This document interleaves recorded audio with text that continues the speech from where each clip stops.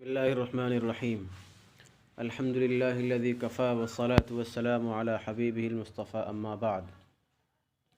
ومنذ لابتداء الغاية في الزمان الماضي نحو ما رأيته منذ يوم الجمعة أو منذ يوم الجمعة، أي ابتداء عدم رؤيتي إياه كان يوم الجمعة، وقد تكونان بمعنى جميع المدة نحو ما رأيته منذ يومين أو منذ يومين، أي جميع مدة انقطاع رؤيتي إياه يومان۔ مذ اور منذ زمانہ ماضی میں ابتدائے غایت کے لیے ہے، جیسے ما رأیتہ منذ یوم الجمعۃ او منذ یوم الجمعۃ، میں نے اسے جمعہ کے دن سے نہیں دیکھا، یعنی میرے اس کو نہ دیکھنے کی ابتدا جمعہ کے دن ہوئی۔ اور کبھی کبھی یہ دونوں پوری مدت کے معنی میں ہوتے ہیں، جیسے ما رأیتہ منذ یومین او منذ یومین، میں نے اسے 2 دن سے نہیں دیکھا، 2 دنوں سے نہیں دیکھا، یعنی میرے اس کو نہ دیکھنے کی پوری مدت 2 دن ہے۔ یہاں سے حروف جر مذ اور منذ کو بیان کر رہے ہیں۔ مذ اور منذ کس معنی کے لیے استعمال ہوتے ہیں وہ بتاتے ہیں۔ اس سے پہلے آپ یہ ذہن میں رکھیں کہ مذ اور منذ کی 3 قسمیں ہیں۔ نمبر 1، مذ منذ اسم اسم ہوتا ہے، اس میں ظرف نہیں، اسم ہو لیکن وہ ظرف نہ ہو، اور یہ اس وقت ہوتا ہے جب ان دونوں کے بعد کوئی اسم مرفوع واقع ہو، جیسے کہتے ہیں سافرت منذ الشہر الماضی او منذ الشہر الماضی، تو ایسی صورت میں مذ خود مبتدا بنتا ہے اور اس کے بعد آنے والا اسم مرفوع وہ اس کی خبر واقع ہوتا ہے۔ اور مذ کی دوسری قسم ہے اسم ظرف۔ مذ کبھی اسم ظرف بھی بنتا ہے۔ مذ اسم ظرف اس وقت بنتا ہے جب مذ کے بعد کوئی جملہ واقع ہو، جملہ اسمیہ ہو یا جملہ فعلیہ ہو، البتہ اگر جملہ فعلیہ ہوگا تو پھر جملہ فعلیہ ماضی ہونی چاہیے۔ جیسے یوں کہتے ہیں ما سافرت مذ او منذ الجو مضطرب، جب سے فضا مقدر ہے اس وقت سے میں نے سفر نہیں کیا، تو یہ مذ جو ہوگا مذ ظرفیہ ہوگا، ما قبل جو جملہ ہوگا اس کا ظرف بنے گا۔ یا یوں کہے اسرعت الیک مذ او منذ دعوتنی، جب سے آپ نے دعوت کی ہے میں آپ کی طرف جلدی آیا، آنے میں جلدی کی میں نے۔ تو مذ کی پہلی قسم اسم غیر ظرف، اور دوسری قسم اسم ظرف، اور تیسری قسم ہے مذ اور منذ کی کہ وہ حرف جر ہوں۔ چنانچہ یہاں پر جو مصنف بیان کر رہے ہیں اسی تیسری قسم کی کہ یہ حروف جر ہوں گے۔ حروف جر ہونے کے لیے اس کی کئی شرطیں ہیں، اس میں سے سب سے اہم شرط یہ ہے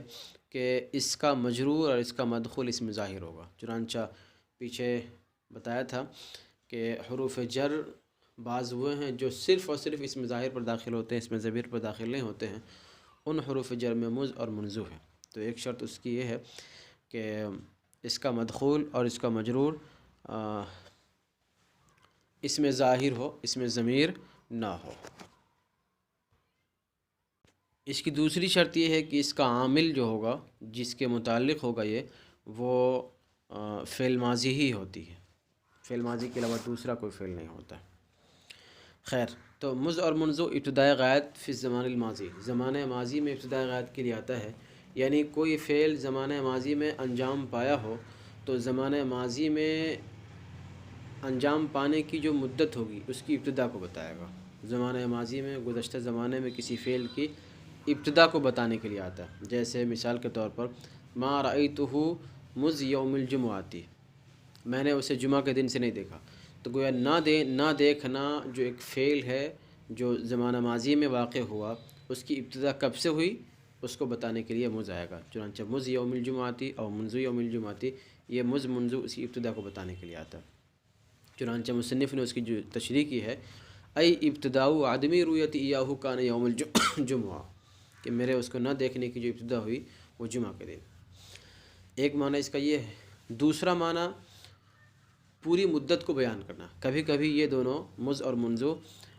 کسی فعل کی کسی چیز کی کل مدت کو بیان کرنے کے لیے آتا ہے۔ چنانچہ اس کی مثال دیتے ہوئے مصنف کہتے ہیں ما رأیتہ مذ یومین او منذ یومین، میں نے اسے 2 دنوں سے نہیں دیکھا، یعنی نہ دیکھنے کی کل مدت 2 دن ہے۔ تو اگر مذ اور منذ کے بعد کوئی اس طرح کا لفظ مذکور ہو جس سے ابتدا کا معنی سمجھ میں، جیسے جمعہ، سنیچر، اتوار، اس طرح کا اگر لفظ ہو تو اس وقت یہ ابتدائی مدت کو بیان کرنے کے لیے آئے گا۔ اور اگر ایسا ہو جیسے 2 دن، 4 دن، اسبوعین، 1 ہفتہ، 2 ہفتہ، شہرین، شہورین، اس طرح کا لفظ ہو تو اس وقت یہ پوری مدت کو بیان کرنے کے لیے آئے گا۔ دیکھ لیجئے ترکیب۔ واو مستانفہ، مذ معطوف علیہ، واو حرف عطف، منذ معطوف، معطوف علیہ معطوف سے مل کر مبتدا، لام حرف جر، ابتدا مصدر مضاف، الغایہ ذو الحال، فی حرف جر، الزمان الماضی مرکب توصیفی ہو کر مجرور، جار مجرور سے مل کر کائنتاً کے متعلق ہو کر حال، یا آپ اگر چاہیں تو اس کو الکائنہ کے متعلق کر کے صفت بھی بنا سکتے ہیں۔ الغایہ ذو الحال، حال سے مل کر مضاف الیہ، مضاف مضاف الیہ سے مل کر مجرور، جار مجرور سے مل کر متعلق ہو جائے گا کائنتانی کے، تثنیہ نکالیں گے چونکہ مبتدا 2 ہے۔ پھر اس میں فاعل اپنے فاعل متعلق سے مل کر خبر، مبتدا خبر سے مل کر جملہ اسمیہ خبریہ، نحو مضاف، ما حرف نفی، ما نافیہ، رأیت فعل بفاعل، ہا ضمیر مفعول بھی، مذ حرف جر، یوم الجمعہ بعد اضافت مجرور، جار مجرور سے مل کر معطوف علیہ، او حرف عطف، منذ حرف جر، یوم الجمعہ بعد اضافت مجرور، جار مجرور سے مل کر معطوف، معطوف علیہ معطوف سے مل کر متعلق ہو جائے گا ما رأیتہ فعل کے، رأیت فعل اپنے فاعل مفعول بھی اور متعلق سے مل کر جملہ ہو کر مفسر، ای حرف تفسیر، ابتدا مصدر مضاف، عدم مضاف الیہ مضاف، رویت مصدر مضاف الیہ مضاف، یا ضمیر مضاف الیہ فاعل، رویت کا مضاف الیہ فاعل، ایاہ مفعول بھی،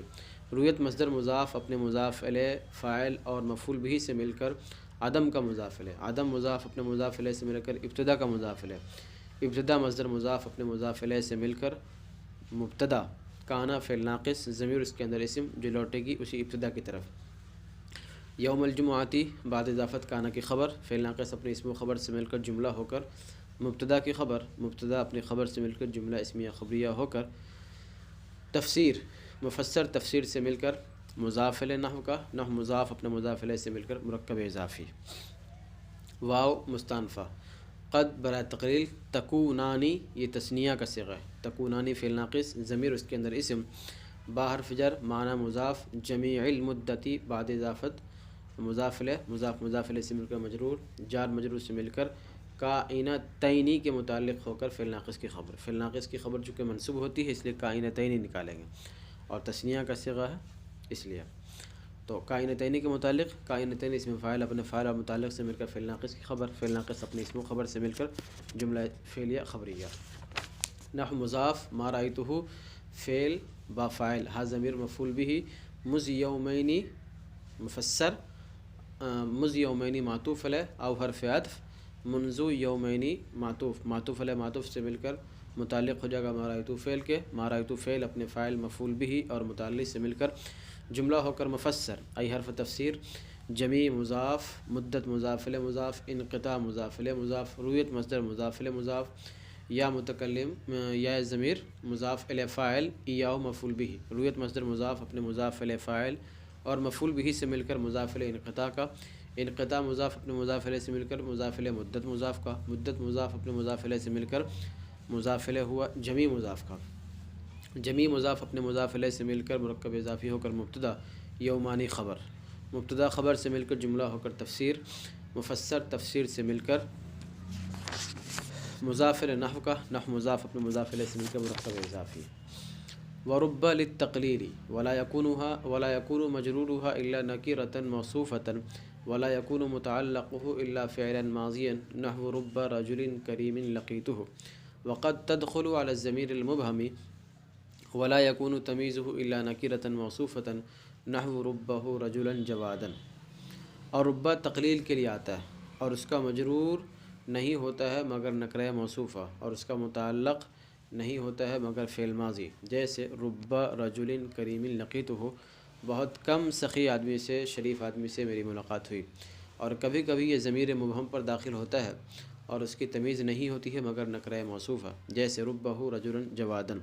بہت کم سخی آدمی سے میری ملاقات ہوئی۔ ربہ یہ حرف جر ہے، حرف جر ہی کی بحث چل رہی ہے، تقلیل کے لیے آتا ہے، یعنی کسی چیز کی قلت کو بتانے کے لیے آتا ہے۔ ربہ سے پہلے کوئی اس کا متعلق ہوتا ہے یا کبھی اس کے بعد ہوتا ہے، اور ایک ربہ کا مدخول ہوتا ہے،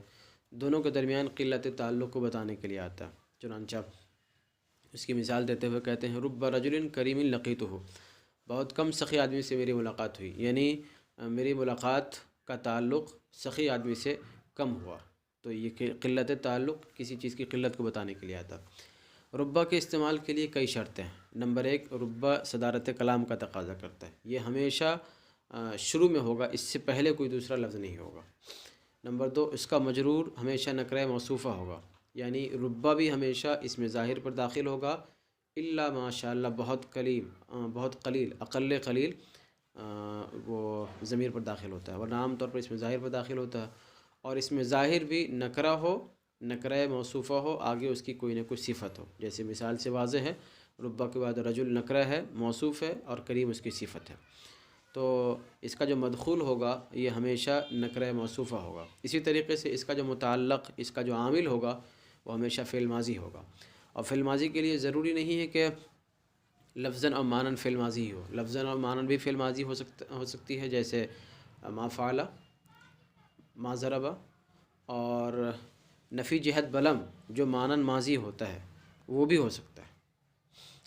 تو فعل ماضی ہونا چاہیے لفظاً معناً یا صرف معناً، جیسے لم یکن، لم یضرب وغیرہ، وہ بھی چلے گا۔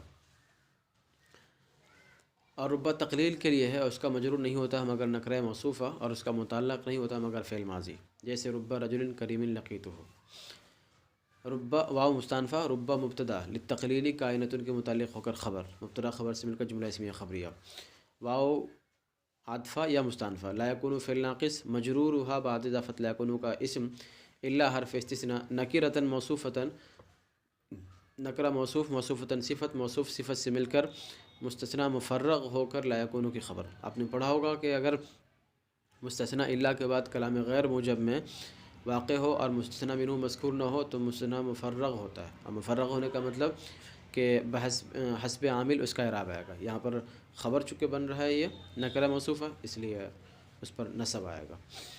فعل ناقص اپنے اسم تو مجرورھا اس کا اسم نکرۃ موصوفۃ مستثنیٰ مفرغ ہو کر لا یکون کی خبر، فعل ناقص اپنے اسم و خبر سے مل کر جملہ فعلیہ خبریہ کہہ کر چھوڑ دیں یا اس کو معطوف علیہ بنا دیں۔ واو حرف عطف، لا یکون فعل ناقص متعلقہ لا یکون کا اسم، الا حرف استثناء فعلا ماضیا مرکب توصیفی ہو کر مستثنیٰ مفرغ، اور مستثنیٰ مفرغ ہو کر لا یکون کی خبر، جیسی ترکیب اوپر کی اسی طریقے سے ترکیب اس کی بھی ہوگی۔ فعل ناقص اپنے اسم و خبر سے مل کر جملہ فعلیہ خبریہ یا معطوف، پھر معطوف علیہ معطوف سے مل کر جملہ معطوفہ ہوا۔ نحو رب رجل کریم لقیتہ، نحو مضاف۔ ربہ کے سلسلے میں یہ بات یاد رکھنی چاہیے کہ اکثر نحات، اکثر نحوی حضرات اس بات کے قائل ہیں کہ ربہ یہ حرف جر حرف زائد ہوتا ہے، زائد کی طرح ہوتا ہے، یعنی اس کو کسی کے متعلق کرنے کی ضرورت نہیں ہے۔ اکثر نحوی حضرات اسی کے قائل ہیں، چنانچہ اگر ان لوگوں کی رائے لیں گے تو اس صورت میں ترکیب اس طرح ہوگی، ربہ حرف جر زائد، رجل کریم بظاہر تو مجرور ہوگا لیکن حقیقت میں مرفوع ہوگا، اس لیے رجل موصوف، کریم صفت، موصوف صفت سے مل کر مبتدا اور لقیتہ اس کی خبر۔ لیکن جو لوگ اس کے لیے متعلق مانتے ہیں، چنانچہ مصنف بھی انہی میں سے ہے، تو اس صورت میں ترکیب ہوگی ربہ حرف جر، رجل موصوف، کریم صفت، موصوف صفت سے مل کر مجرور، جار مجرور سے مل کر متعلق ہو جائے گا اسی لقیتہ بعد والے کے، لقیتہ فعل اپنے فاعل مفعول بھی اور متعلق سے مل کر جملہ فعلیہ خبریہ ہو جائے گا۔ واو حرف عطف یا مستانفہ، قد تدخل وقد تدخل علی الضمیر المبہم۔ ربہ کبھی کبھی ضمیر مبہم پر داخل ہوتا ہے، عام طور پہ اس میں ظاہر پر داخل ہوتا ہے، لیکن کبھی کبھی ضمیر مبہم پر داخل ہوتا ہے۔ ضمیر مبہم یعنی ضمیر مجہول، جس کا ماقبل میں کوئی مرجع نہ ہو، اور ظاہر ہے کہ جب وہ ضمیر مبہم ہے تو پھر اس کے ابہام کو دور کرنے کے کسی نہ کسی تمیز کی ضرورت ہوگی، لہذا اس کی تمیز ہوگی، اور وہ تمیز بھی نکرہ موصوفہ ہوگی۔ یہ تمیز تو نکرہ ہوتی ہی عام طور پر، تو تمیز ہوگی لیکن وہ تنہا نہیں بلکہ اس کی پھر بعد میں کوئی نہ کوئی صفت لائی جائے گی، جیسے ربہ رجلا جوادن، رجلا جوادن تو رجلا موصوف اور جوادن صفت۔ ضمیر کے سلسلے میں یہ بات یاد رکھنی چاہیے کہ بصریین حضرات کی رائے یہ ہے کہ ضمیر ہمیشہ واحد مذکر ہی رہے گی، چاہے اس کے بعد آنے والا اسم واحد ہو، تثنیہ ہو، جمع ہو، مذکر ہو، مؤنث ہو۔ چنانچہ ربہ رجلاً، رجلینی، ربہ رجلینی، ربہ رجالاً، اسی طریقے سے ربہ امراتن، ربہ امراتینی، ربہ نسان۔ لیکن کفین حضرات کے نزدیک ضمیر اور مرجع کے درمیان مطابقت ضروری ہے، چنانچہ اگر اس کے بعد آنے والا اسم تثنیہ، جمع، مذکر، مؤنث تو اسی اعتبار سے ضمیر بدلتی رہے گی، ربہ، ربہما، ربہم، ربہا، ربہما، ربہن، اس طرح بدلتی رہے گی۔ واو حرف عطف، قد تدخل فعل، ضمیر اس کے اندر فاعل جو لوٹے گی ربہ کی طرف۔ اعلی حرف جر، الضمیر المبہم، مرکب توصیفی ہوگا مجرور، جار مجرور سے مل کر متعلق ہو جائے گا تدخل فعل کے، تدخل فعل اپنے فاعل اور متعلق سے مل کر جملہ فعلیہ خبریہ۔ واو مستانفہ، لا یکون تمیزہ الا نکرۃ موصوفۃ، اس کی ترکیب اوپر ہی کی طرح ہوگی، لا یکون مجرورھا الا نکرۃ موصوفا کی طرح۔ لا یکون فعل ناقص، تمیزہ بعد اضافت اس کا اسم، الا حرف استثناء، نکرۃ موصوف، موصوفۃ صفت، موصوف صفت سے مل کر مستثنی مفرغ ہو کر لا یکون کی خبر، فعل ناقص اپنے اسم و خبر سے مل کر جملہ فعلیہ خبریہ۔ نحو مضاف، ربہ حرف جر، ہا ضمیر ممیز، رجلا موصوف، جوادا صفت، موصوف صفت سے مل کر تمیز، ممیز تمیز سے مل کر مجرور، جار مجرور سے مل کر متعلق ہو جائے گا کسی فعل محذوف کے، یہاں پر مناسب موقع کے مناسب جو لفظ جو فعل محذوف مانا جائے گا اس کے متعلق کیا جائے گا، چنانچہ لقیتہ، اکرمتہ، اس طرح کا کوئی فعل محذوف مان لیں گے۔ تو ربہ حرف جر اپنے مجرور سے مل کر متعلق ہو جائے گا لقیتہ یا لقیتو فعل کے، لقیتو فعل اپنے فاعل اور متعلق سے مل کر جملہ ہو کر ربہ نحو کا مضاف الیہ، پھر مضاف الیہ سے مل کر مرکب اضافی ہو جائے گا۔ والسلام علیکم ورحمۃ اللہ وبرکاتہ۔